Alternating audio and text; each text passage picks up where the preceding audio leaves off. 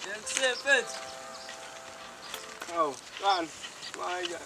Hamba kanjani mfethu? Ayisazana. Kaphile ntwana uthi dlala ukushisa ilanga nje la emakhaya. Ingcono namhlanje nje ngoba kuguqukela. Hayi mfethu, hayi kodwa right mfethu ngoba ngisazanhlambana bafethu. Akunye sobe sikubona. Ikusefethu bathini ongane la emakhaya? Mfethu ngihlangana nawe manje ade ngihlangana nale ntombi yakho le yanga le owawukhiyana nawo ka-matric. Intwana ungayiboni njani? Phela yazi lowo muntu angikweleta phela mfethu. Ngagcina ngaholanga phela lapha. Hayi ntwana, kanti nami kulezi iy'nsuku ngiyathumeka nje. Uma unento yokuhlekisa. Hayi mfethu, yazini lokho sobe sikuxoxe later.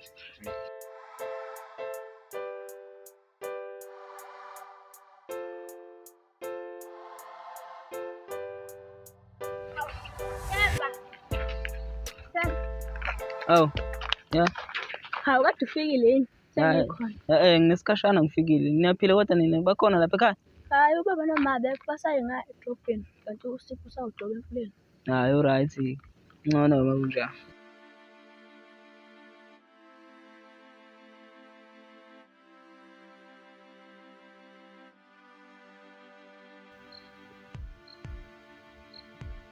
Umuntu akasho noma engafuni ngimbone ngalokho engilindisa ubaba.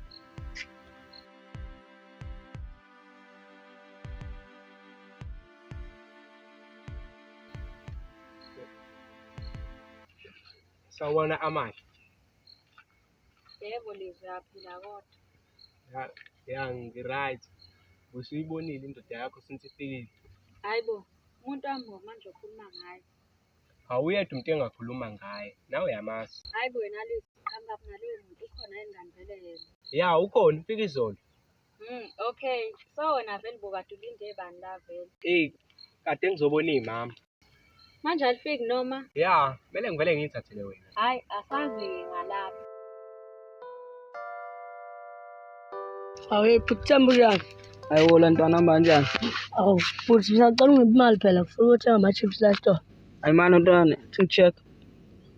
Hawu ntwana, yazi nengane ngifuna ukukhiphela yona phela lapha kuphi. Nawe yazi nanto engifoma ngayo. Hayi kuleka lapho. Awusuyakhuluma manje. Vele ubalo ofuna ngikhiphela yena.